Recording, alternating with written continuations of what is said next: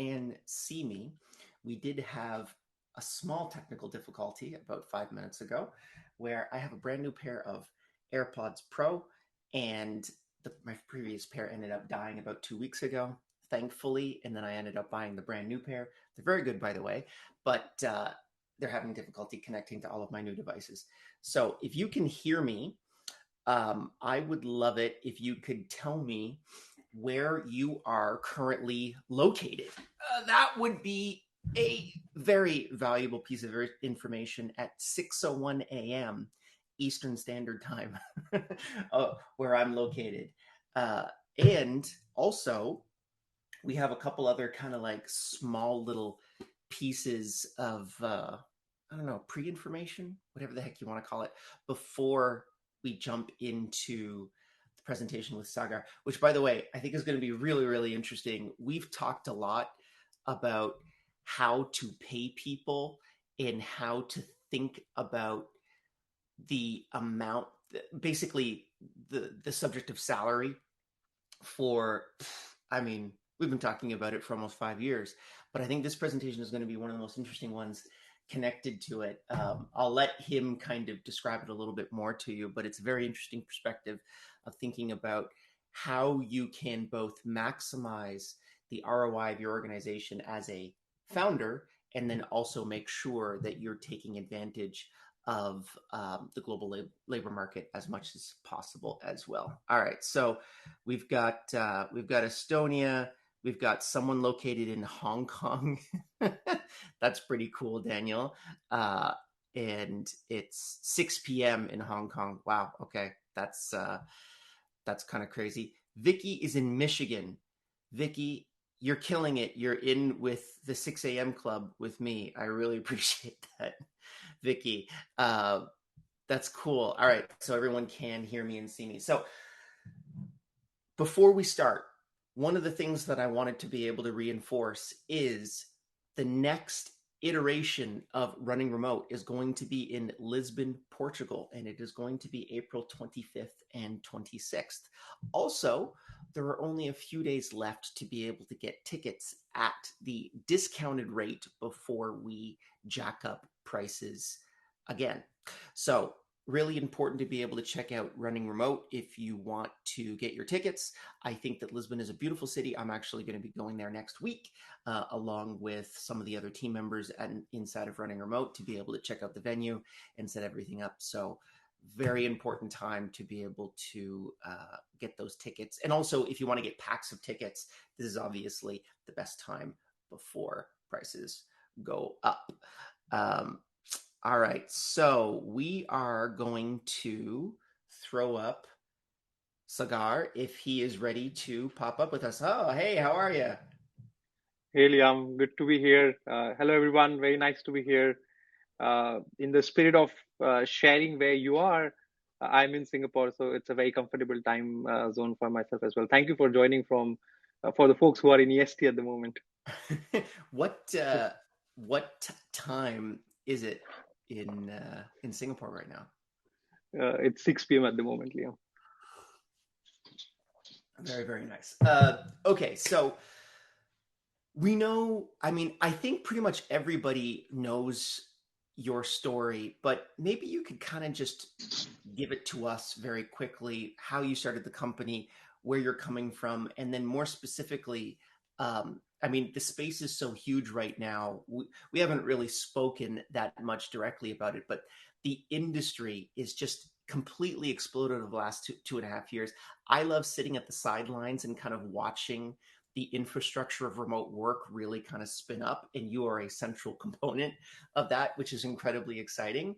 Could you tell me just your background and why you wanted to start the company before we jump into everything? No, I think that's always an interesting discussion. So I personally, grew up in India and then started working in Tokyo as an investment banker for my first role.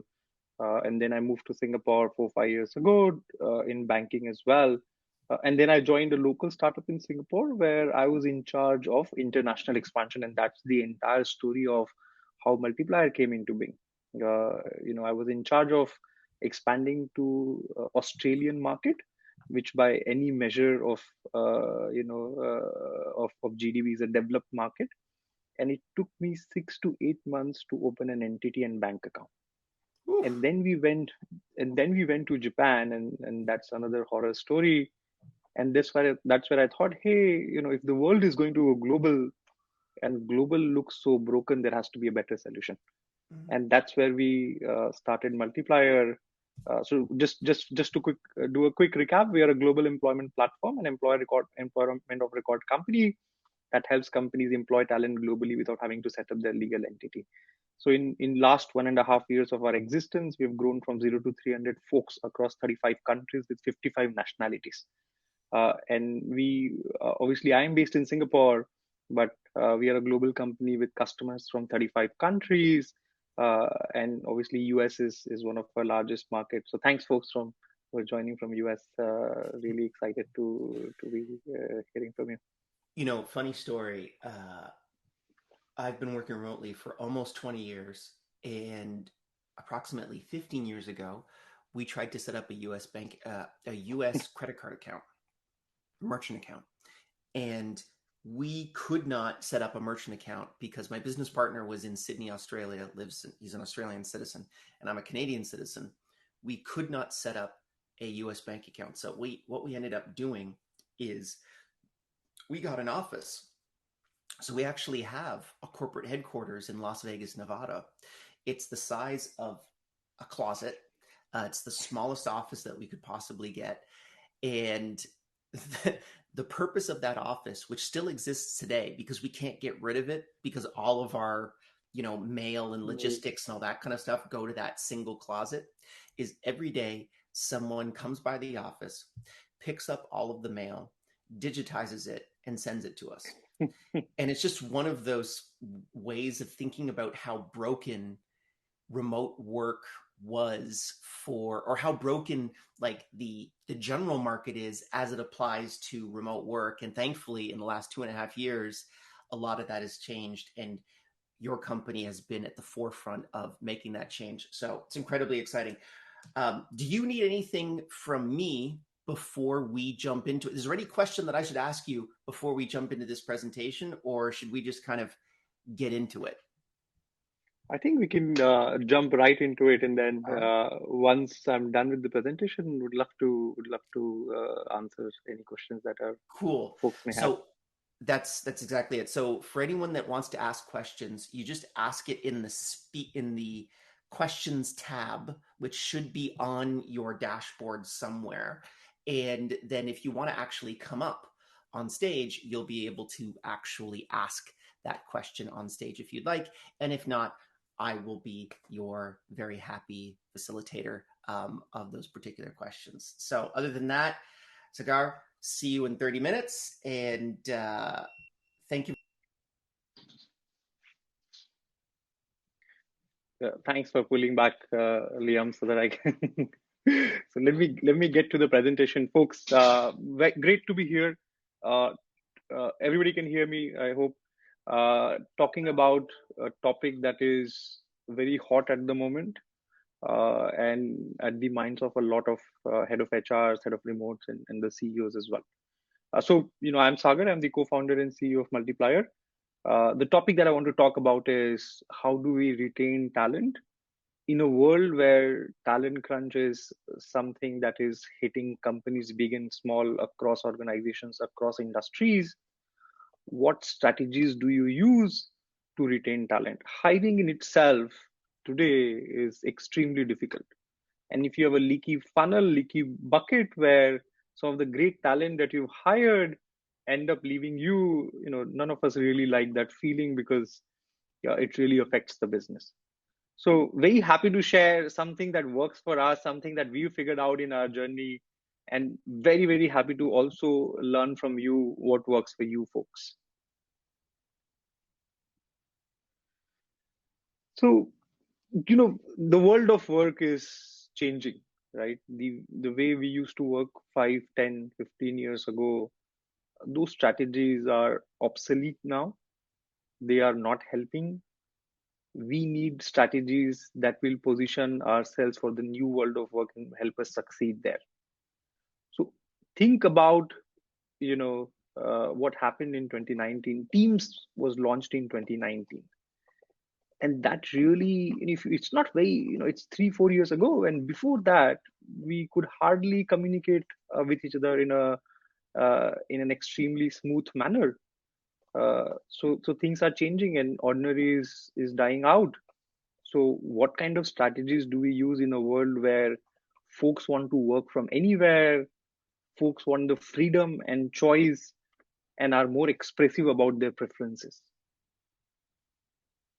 Employees have changed, right? I was telling Liam that I started my career in banking. There was not a single day where I was not suited up, right? And almost all of you who would have worked in office for a bit would have realized that the way we used to dress up, the way we used to conduct ourselves, it was almost like a jail where you are supposed to behave in a certain manner. Today, that has changed.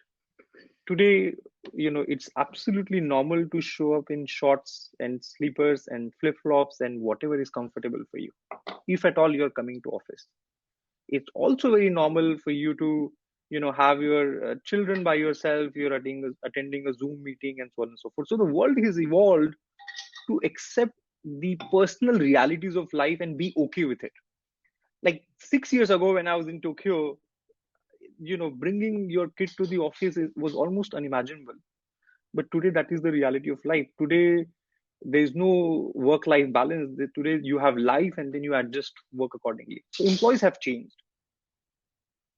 office spaces have changed, right?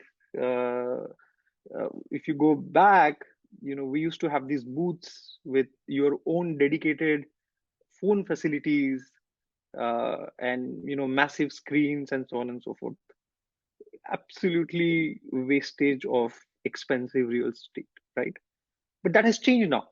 What has taken way is your WeWorks, your Reguses, your shared office concepts, making the place where you work more lively, putting trees around feels very natural, and so on and so forth. So employees have changed, office spaces have changed as well, and they have become more friendlier to the new way of work. And now the new phenomena which Liam was talking about, in last 2.5 years, the space has exploded. Now their geographic proximity is changing. So employees have changed, office spaces have changed, and now their geographic proximity is changing.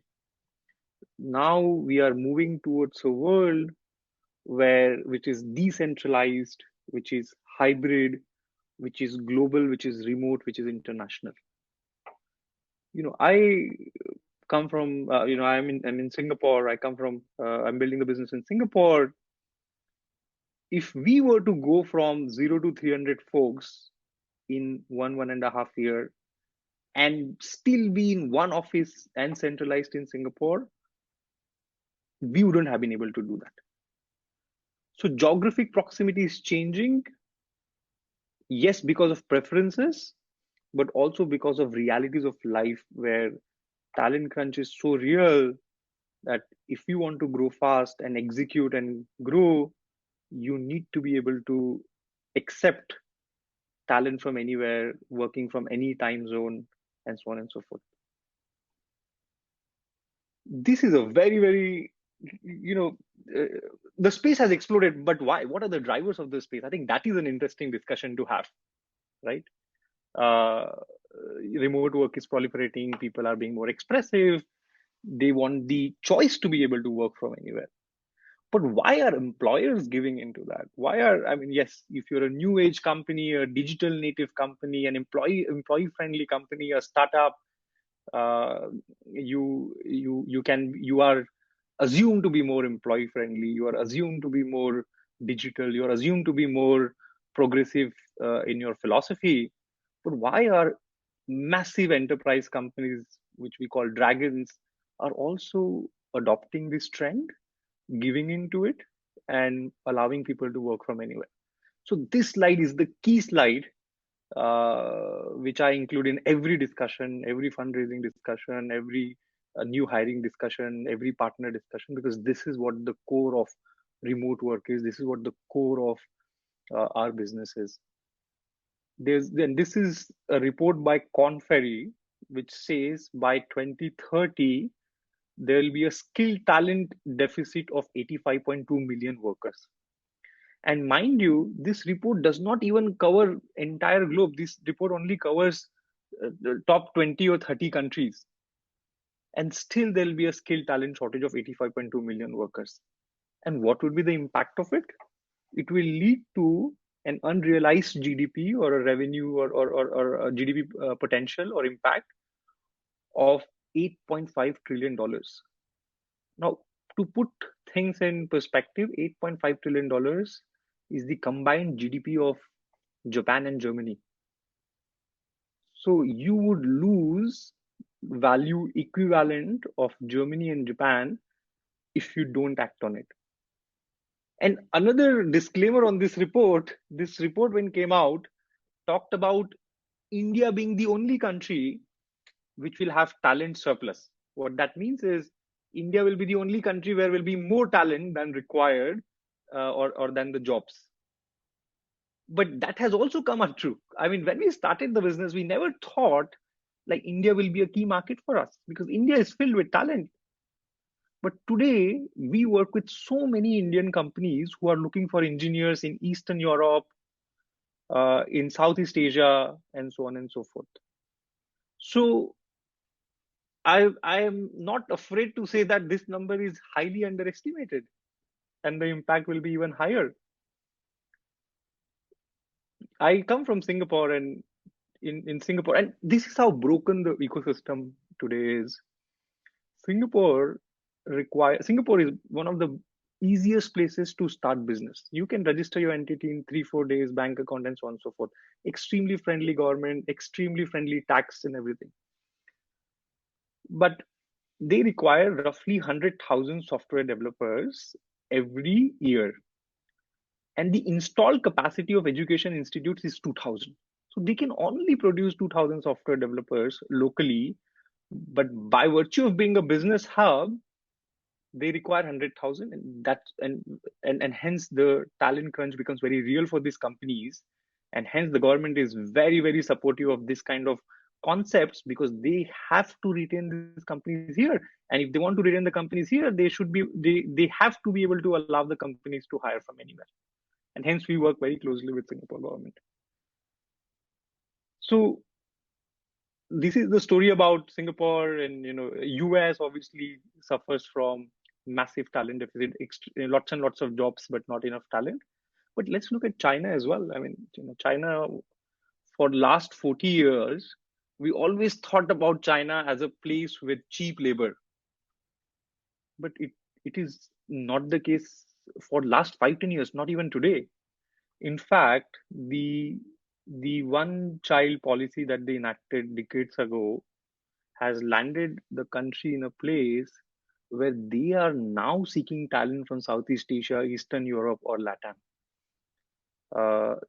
Forget about global expansion. Even country of 1.2, 1.3 billion people does not have enough working age manpower population to support the domestic economy. And obviously, we also know about Japan, which has been a topic of discussion for ages, where it's an aging population and so on and so forth. So this slide is the golden slide.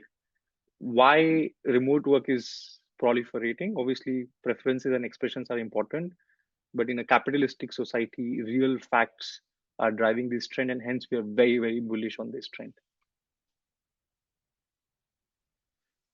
This is another scary chart. If you look at if you're the CEO of the company, if you're the head of HR, if you are a business leader, you look at this chart and you get scared. Like, if there are a couple of things that today we are 300 people org, and hence I can be slightly hands off operations. But if there are one or two things that keeps me awake at night, is one, how can we build a global brand, and two, how can we retain the talent that you hired? And also the first one relates to second as well. If you have a global brand that people recognize, we'll be able to attract great talent. So all in all, it's all about talent, attracting great talent and retaining them.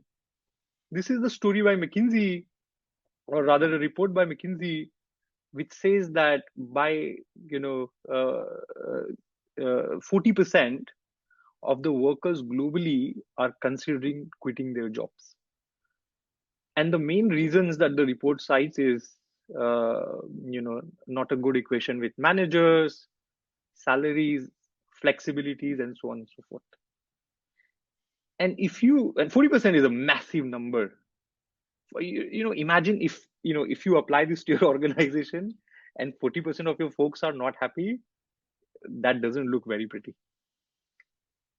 And if you look at the number for India, which is by far the largest employer, it's 66%. And yes, these are employees in India, but now these days they are working for companies from Germany, from US, UK, Canada. So this is a massive issue, especially in the new world of work where you don't get to see them, you don't get to drink with them, you don't get to tap on their back and have water cooler conversations. How do you retain talent so that you can keep executing? Because your business, or to grow your business, you'll always need great talent. But most importantly, whatever great talent you've been able to secure, retaining them will be the only key for you to grow and succeed. So what do?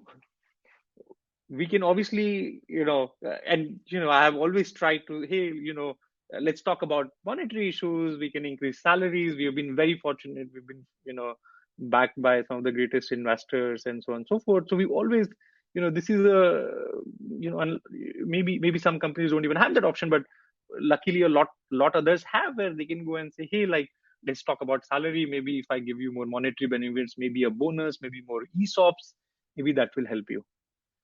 But lately, I am realizing myself that these things don't work.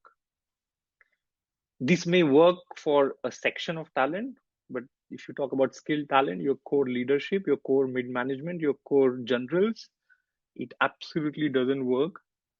There's always somebody who will offer more. There's always somebody that'll be more exciting.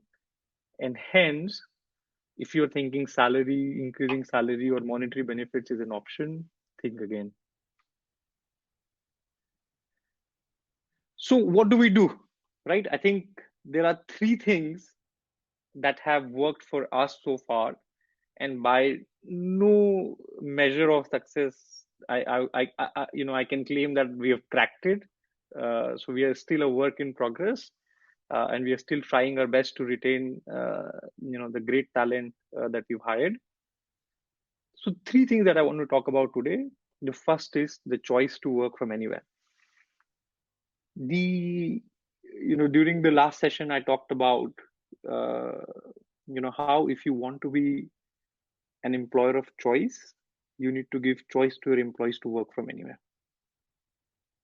And this goes even deeper than that. For example, one of the advantages of remote work is now being able to involve the other gender in the workforce. Right? Liam was sharing that, hey, this is a candid conversation. So I would love to share some personal anecdotes, which some of you might be able to relate to. I was born in India, and when I was born, after that, my mother never went back to workforce. And by any margin or any measure of education, she's at least twice as educated as I am. So if you look at developing markets or developed markets, Japan and so on and so forth, once you're married or you have kids, one gender takes a back seat. And in a lot of market, that happens to be a female gender. But now with remote work or being able to work from anywhere, they have the option of being able to work from home. And even if they commit 50% of their time, they can still make 70 or 80% of their normal salary if they were to be in office. So if you give your employees choice to work from anywhere, not just your existing employee base feel happy, but the total addressable market that you can hire from massively increases as well. So we've been able to, I have the habit of chatting with everybody that we hire in the company so that I can walk them through the values of the company. See, we are a massive experiment, right? We are a massive uh, team which is so distributed that I haven't even met everybody physically yet, or I haven't even met 50% of my team physically yet. So it's important that your values align. It's important that they see some very clear objective benefits in being able to work from anywhere. And hence, not just startups, not just SMEs, but even massive companies such as Airbnb has also gone and started on the right foot to allow the employees flexibility from there they want to work.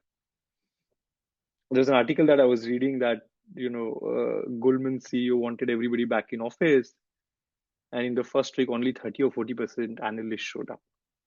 So now with what happened in last couple of years, obviously it's not very pretty. A lot of people lost their lives, but it showed people that with the proliferation of remote working tools, now you are able to be productive and work from anywhere. And now you're able to merge and immerse work and life in a manner that you used to not be able to pre 2019.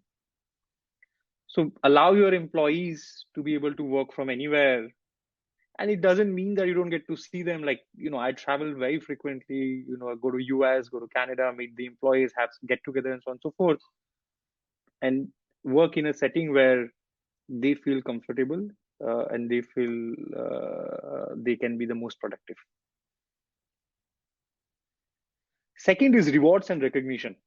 So, so to the first point, being able to work from anywhere, what we have seen is a churn problem is always an acquisition problem. If you hire somebody who is fundamentally wanting to be in office, no matter what retainment strategies use, you will always find that shows up as a churn, right? So finding the right set of people is also very, very important.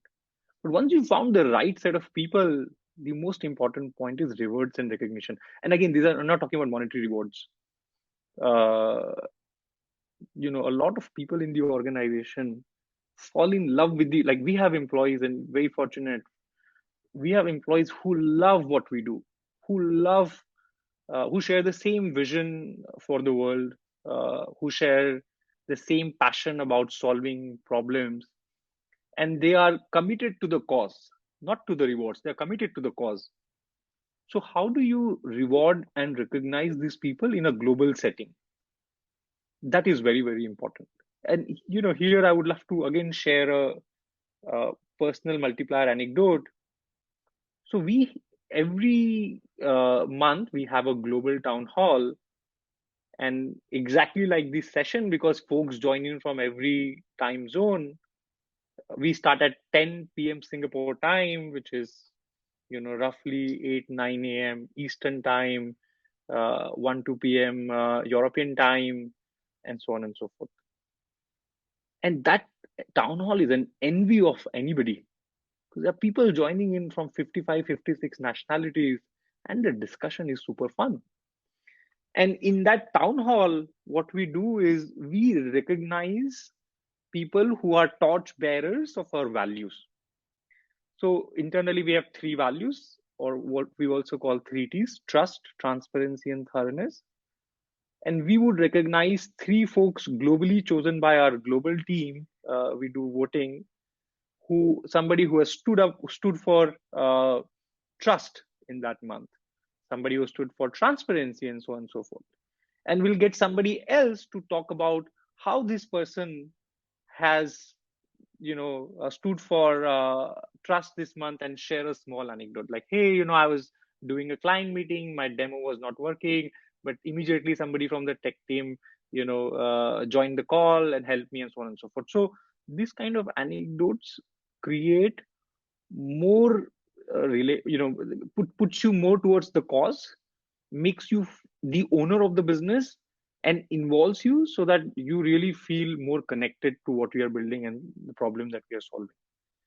So rewards and recognition is very important. Another thing that we do is whenever new folks join, and I personally run that session, I would walk all of them through our values, our mission, our vision, and so on and so forth, and talk about what kind of behavior is rewarded here.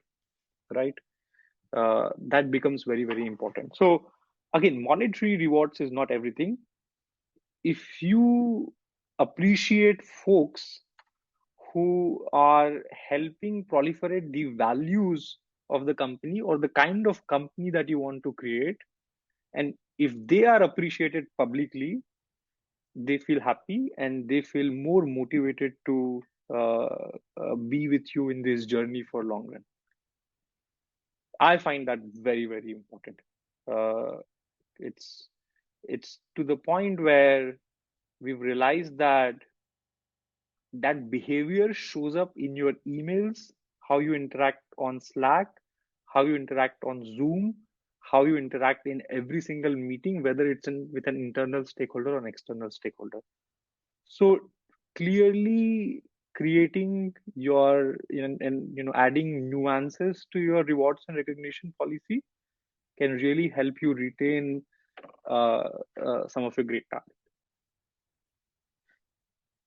The third point, and it's an interesting slide, which is how are you thinking about your HR policies? Again, HR is a word that has evolved. We call it people and culture because it's that it's about people.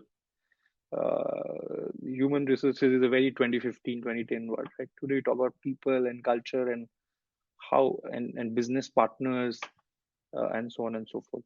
So and it's a big problem where in a world where teams are going decentralized and distributed, and which is a 21st century team, if you still adopt policies which are one size fits all, which are which are obstructing in nature, which gives a vibe of them working for a massive enterprise company where their opinion is not valued and they have to abide by what four or five folks in one meeting have written, it's not going to work. So how do you think about more progressive people and culture initiatives is going to make all the difference? One thing that we do is we have, again, I like to use the word initiatives and not policies because we are not shaping people's behavior. We are growing along with them. So all the initiatives that we have done is we've done it department wise, very, very small points. For example, hey, if you are in tech team, these are some of the nuances that are applicable to you, and hence these are some of the initiatives that we find are more relevant for you. But on the other hand, if you are in sales team, there are other things that motivate you.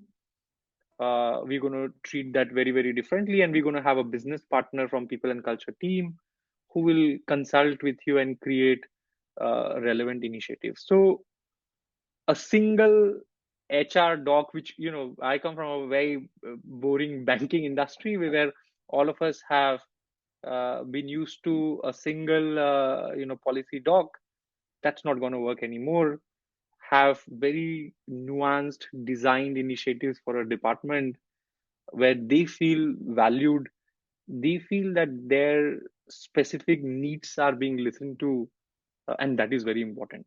If you have folks in your people team which are designed to certain departments and they continuously do one-on-ones with everybody and understand the pains that they are focusing and accordingly evolve initiatives, that goes a long way in shaping the culture of the company. And culture is everything. I think if remote work has a lot of benefits. You can move at breakneck speed, you can have access to crazy talent, you can grow globally very fast, you can hire the best person anywhere, not the best person in the city that you live in. But it is also important that the culture is maintained and they still feel very tied to the cause, they still feel involved in day-to-day decision making. Alignment is super important. So you have people in your team, in the people and culture team, who are who stand up and talk about, hey, I think product department or design department needs this, and this is why they need it, and and they are the advocates of this particular department. That is it. I hope the content was enjoyable, and I'm very happy to take questions. But I'm also very happy to learn from you folks. So if there's any suggestion on whatever I talked about that you think you guys know how to do well, you folks know better, would love to learn from you folks as well. Awesome. Really appreciate the presentation. The one that and please, if I may ask a couple questions before we jump into it. Anyone that wants to ask a question, you ask a question on the chat here or in the specific chat section, the Ask a Speaker section, more specifically, and we can actually bring you up and you can ask your question live and synchronous. The one that jumped out at me, which I just want to kind of address, number one, is you went to 300 people in a very short amount of time. Just personally, from a founder perspective, how did you adapt to that type of reality? Because there's a kind of a guardrail for culture, which is if you absorb more than 50% of your headcount per year, you have a significant risk of losing the cultural tenets of your organization. That original cohort of people no longer are connected to the next cohort of people, and people kind of just feel disconnected. Did you think about any of those types of things when you were growing the organization, or has it just been like, man, this is such a massive opportunity, we have to go after it so quickly, let's just hire as many people as possible and kind of pick up the pieces later? That's a great question, Liam. And again, we are by no means a perfect organization. We are also evolving, but love to share what's working for us and how we have gone thinking about it. So, first things first, we needed all these folks to be in the team to support the business demand. In fact, we needed some more, and we're still lagging.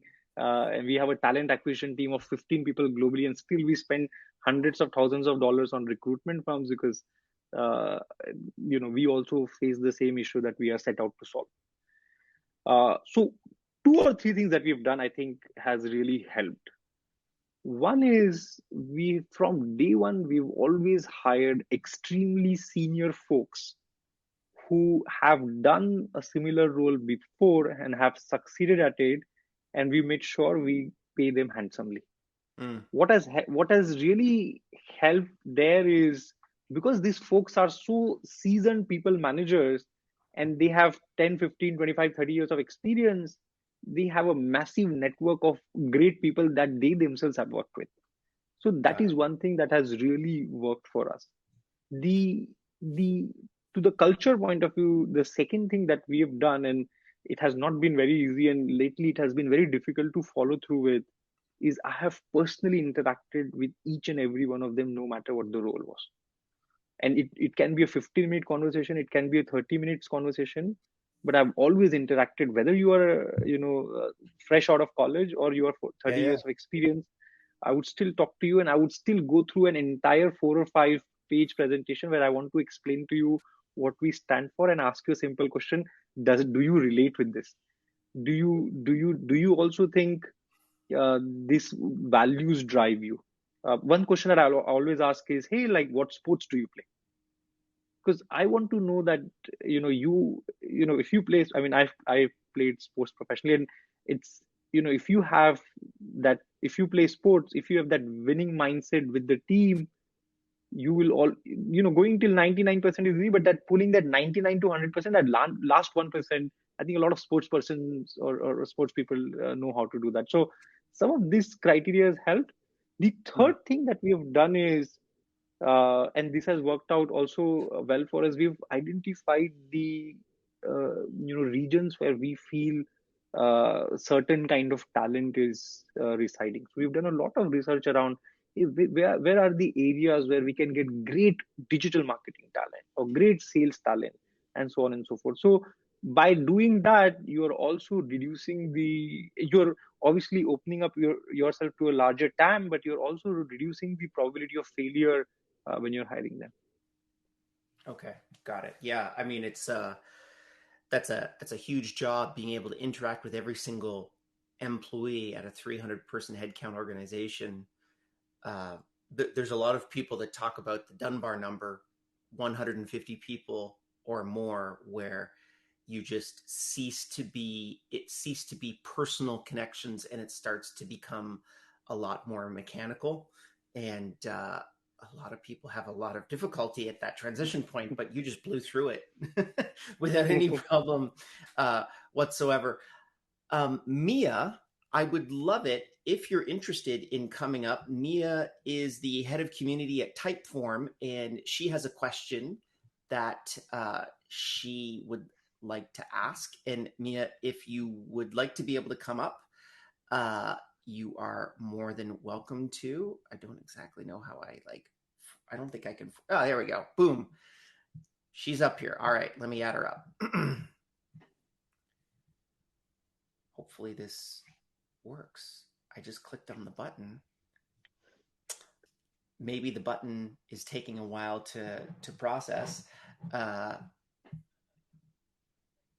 right. Oh, she's here. Can you see me?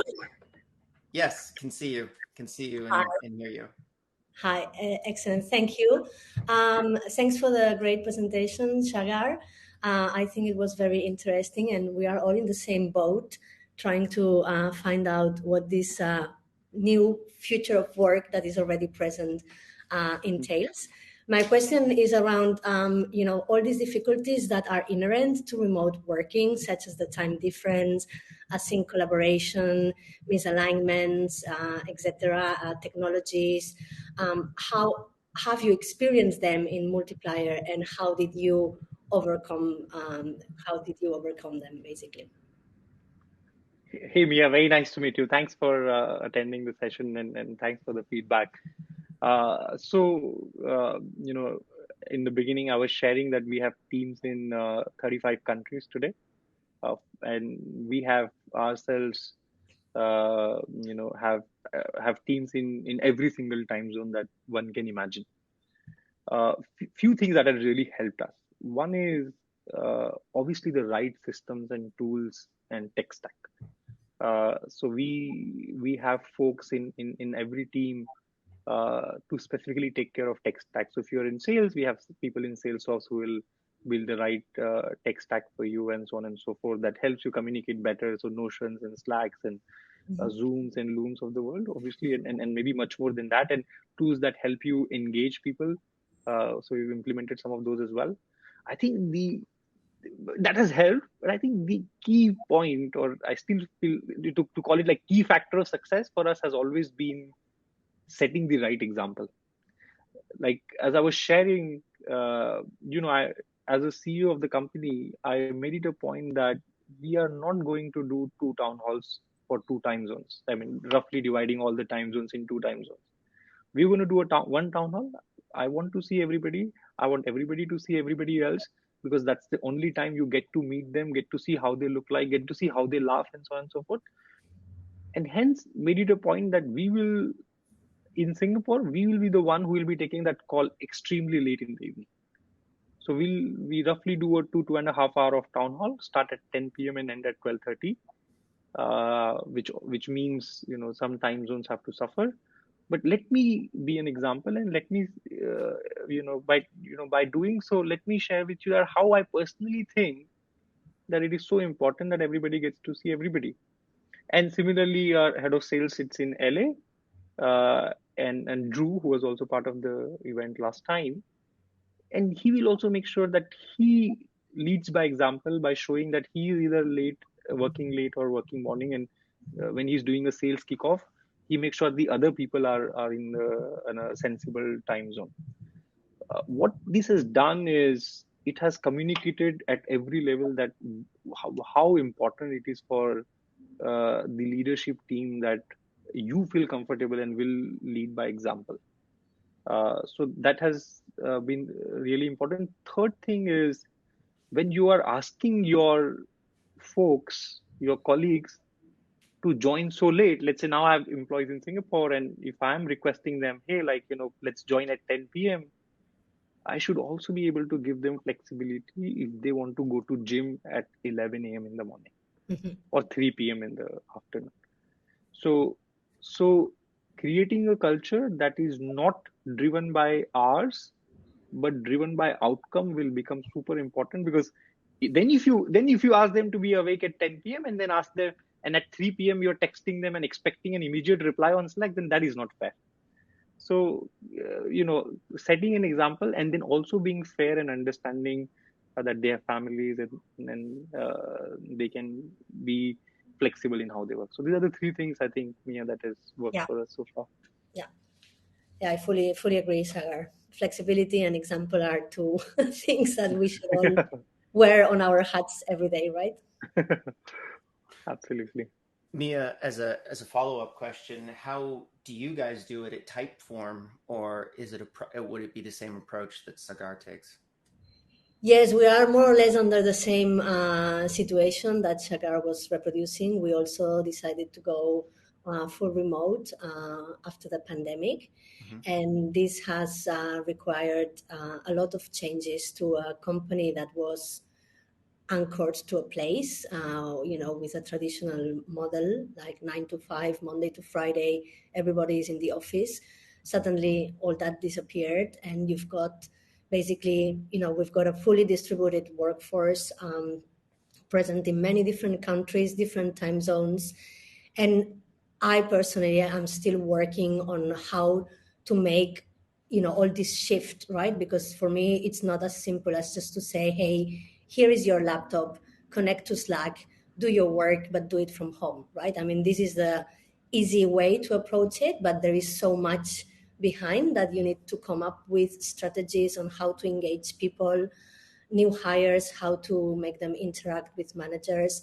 So we are still working on revamping, or should I say, not revamping, but just crafting up new ideas. And it's a learning by doing, right? Because it's I have been many years working in as workplace manager, and it was easy. I mean, you could just get any book out of a shelf that told you what an office had to have: smoke detectors, desks, chairs, lamps, so on. But with this new future of work, there is nothing written, right? So I feel we are all a bit like innovating, and it's a trial and error. Sometimes you have this brilliant idea that you think, yeah, this is gonna work fine, and then it fails, right? It doesn't work. Mm. I take a humble approach, and I think in Typeform everybody does. We just try to do our best, and when it doesn't work, well, we do an iteration. Let's go back. Let's try it again differently. So, but I think that Shagar's point to flexibility, and I would add humility. Being open and receiving input from the people, because the employees are really who are experiencing the challenges and the obstacles. So you must be ready to hear so you can get a touch of reality. So from a meeting room, only 5, 6 people, probably the best solutions don't come out from there.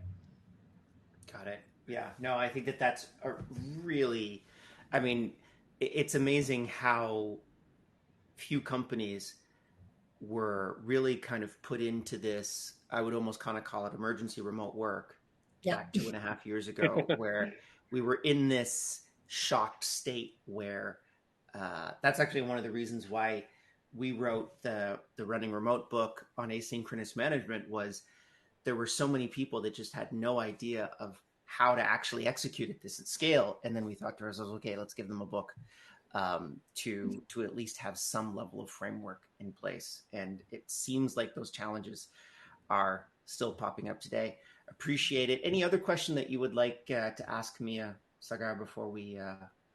No, I mean, we could have a coffee and stay here forever and ever.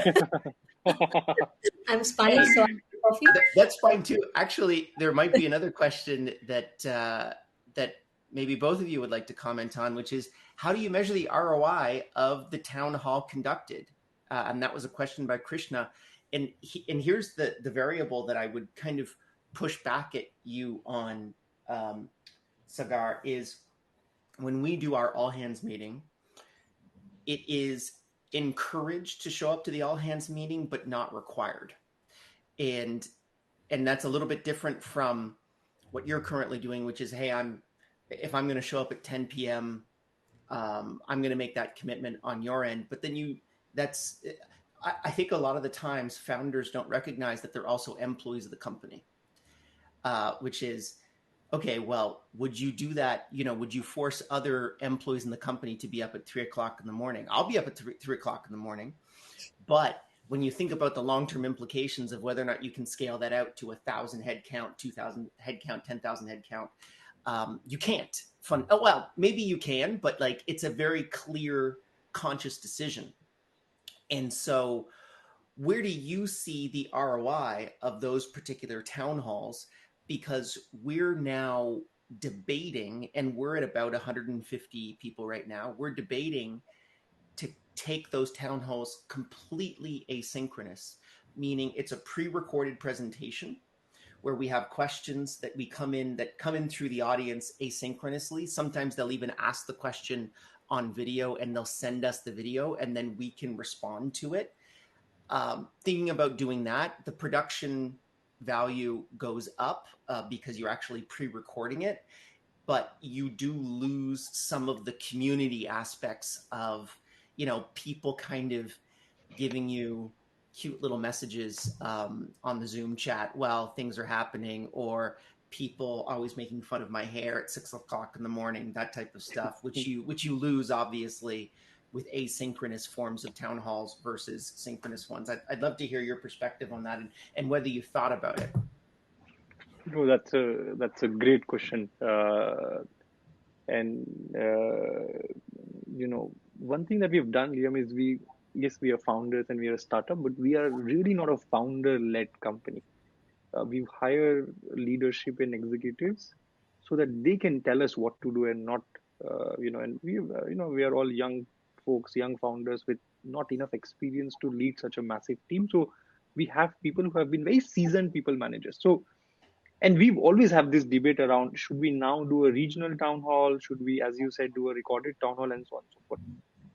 And I have always had an opinion on this and to that point, ROI sounds a bit too capitalistic, but there is a clear benefit of that community element that you talked about. Yeah. I think, one thing that we do, and this is a very small anecdote, is once we have sent out offer to folks, we still invite them for town hall, even if they have not started in the company yet.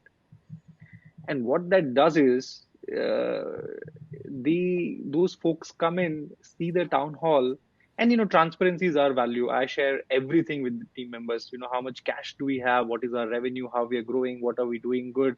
What are we not doing bad? And then those folks who are serving their notice periods or on leave before they can come and join us also get to see, hey, this is a very diverse community that I'm going to be a part of. And I'm going to have a lot more team members and a lot many diverse people and lot many diverse opinions to learn from. And guess what? The CEO or the founding team or the leadership team is also very transparent in sharing. That has a massive impact on that folks, and hence our drop rate after giving offer is very, very low. So that is one way we use that. Second thing that we do that, and again, this is not ROI, but this is really a softer aspect of how we measure is, we will do, 10 minutes I will talk about the business aspects, 10 minutes I will talk about what is new, and maybe I'll get somebody else from some other head of remote and come and let them talk about 20 minutes. But we also keep 30 minutes to 45 minutes of free time for folks to ask any question, make any comment. And I think that really has a lot of value, where those in that free time where all of you are just hanging and somebody's asking questions about 5-year vision, somebody's asking, hey, what is, there's a downturn in the market, how are we going to, somebody's asking about fundraising, somebody's asking about, new hires and so on and so forth. Just, no presentation, just people hanging out in the Zoom room, seeing each other's faces, seeing each other's laugh. That really has an impact on people feeling companionship. And I firmly believe if people want to see that they are not isolated. They are part of this massive team which is so distributed, which has all kinds of people and it's so much fun and it's so much diversity. So I would always, and to your point, Liam, I would never make it compulsory. If somebody doesn't want to come, absolutely, please, Mm. we'll always record it and we'll always share the recording as well. And typically we are a camera on culture, but if you don't want to switch on your camera, absolutely don't. And we have a lot of folks who are dropping their daughters in school, and they're walking their dog and so on and so forth. They can just if you're doing something, they can listen in. If they don't want to listen in, it's not compulsory for anybody. But I would make it a point to hang out even after the Q&A is over, because I want to again make a statement that I am available if at all anybody wants to ask a question, but you Sure. can start to leave if you don't have a question. But I'm very happy to hear Mia's opinion on this. Mia, do Yes. share. Yeah, we do exactly the same, Shagar. We have a monthly all hands, and everybody is invited to attend. It's not compulsory because of what you just mentioned. Some people might not be able to do it, but we record it also, and we share the recording afterwards with everybody so that they catch up async. I myself sometimes have to do it async because the time actually is when I'm picking up my daughter from school. So, so I think it goes back to the, flexibility concept that you brought in. I think we have to keep an openness to the different realities of people, right? So you have to base your flexibility on technology. I mean, this maybe 20 years ago was not doable. Today we can do it. We've got Zoom, we can record, we've got so many tools to collect questions beforehand also, so that you can see what is the interest of people to on which topics the employees are interested. So I think it's doable, and keeping the flexibility is the key here, right?